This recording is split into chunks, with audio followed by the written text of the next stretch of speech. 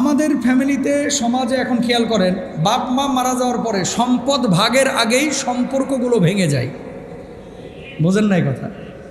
বাপ মা যখন মারা যায়, বাপ মা যতদিন জীবিত ছিল অনেক সময় ভাই ভাইয়ের ভালো সম্পর্ক ছিল। বাপ মা মারা যাওয়ার পরে এখন হিসাব খালি বাপ মার সম্পদ নিয়ে। তো এই সম্পদ ভাগ করার আগে সম্পর্কগুলো কি হয়ে যাচ্ছে?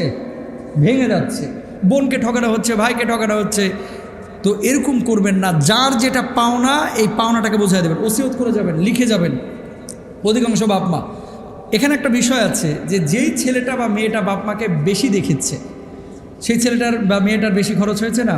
যেমন বাপের অসুস্থ হয়েছে, অপারেশনে 40,000 লাগবে বা 80,000 টাকা বা 1 লক্ষ টাকা লাগবে। তো ওই সন্তান 1 লক্ষ টাকা নিজে দিয়েছে, যার অধীনে বাপ মা ছিল। এরকম মনে করেন বাবার মেডিসিন দিয়েছে, মায়ের মেডিসিন দিয়েছে। বাপ যখন জীবিত, এখন চিন্তা করলো এই ছেলেটা তো পারিয়ার 15 লক্ষ টাকা আমার উপরে খরচ করেছে, পারিয়ার। তো অন্য ছেলে যে 15,000ও খরচ করে নাই, এই ছেলেটা বেশি হক দেন না?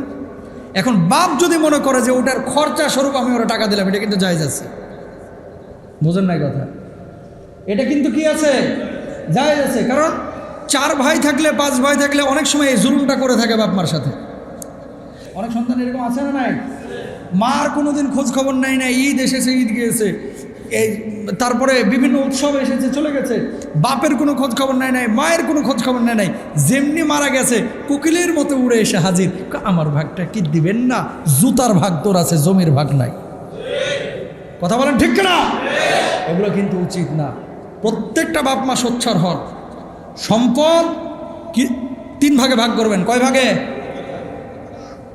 একটা আপনি মারা যাওয়ার পরে জানা যায় এই যে দাফন কাফনের যে টাকা পয়সা, এগুলো রেখে যাবেন।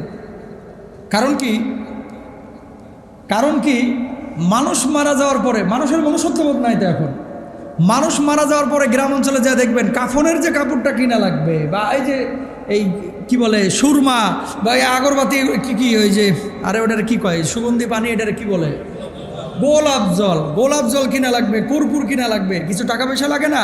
এই এক ভাই আরেক ভাইয়ের মুখের দিকে তাকায়, মানে নিজের পকেট থেকে যে বাইর করে দেবে। অনেক ফ্যামিলি এরকম আছে না নাই? জোর বলেন। এই জন্য কি করবেন? নিজের বউয়ের কাছে বা সন্তানের কাছে ওসিয়ত করে 5,000 টাকা দিবেন যে আমার মরার পরে কাফনের টাকার লেগে আরেকজনের চোখের দিকে তাকাবি না। আমি মারা যাওয়ার পরে আমার টাকা দিয়ে কাফনের কাপড় কিনবে। আমার এক খালু আছে, বুঝছেন, ওই ওনার বাড়িতে গেছি, ওনার আবার কোনো ছেলে নাই, সব মেয়ে, 7টা মেয়ে। উনি কি করছে, ওয়ালমেটের মতো একটা বানাইছে, কি বলে, একটা ফ্রেম বানাইছে।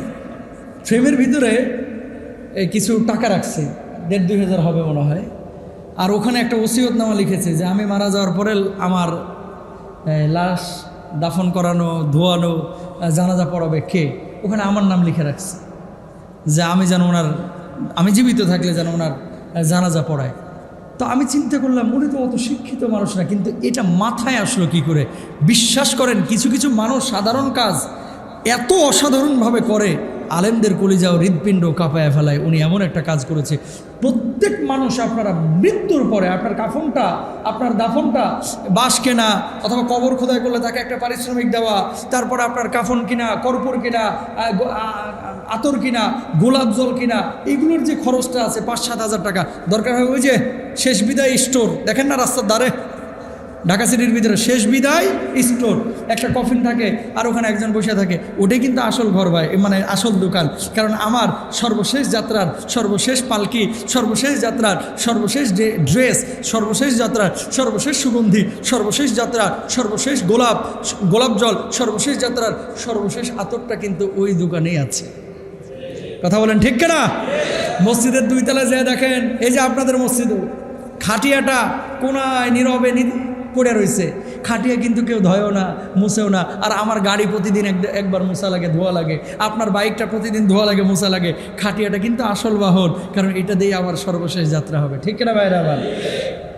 সুতরাং এগুলো একটু খেয়াল করেন। মরার আগে একটু ওসিয়ত করে যান, এই টাকা পয়সাগুলো রেখে যান। সেটা আপনার স্ত্রীর কাছে হতে পারে, সুনির্দিষ্ট একটা জায়গায় হতে পারে, সুনির্দিষ্ট একটা খামের মধ্যে হতে পারে। এবং ওসিয়তটা করবেন কোনো সন্তান যেন কেউ কাউকে না ঠকাস। যার যেটা হিস্সা আছে সে সেই হিস্সা নিয়ে চলে যাবা। আসসালামু আলাইকুম।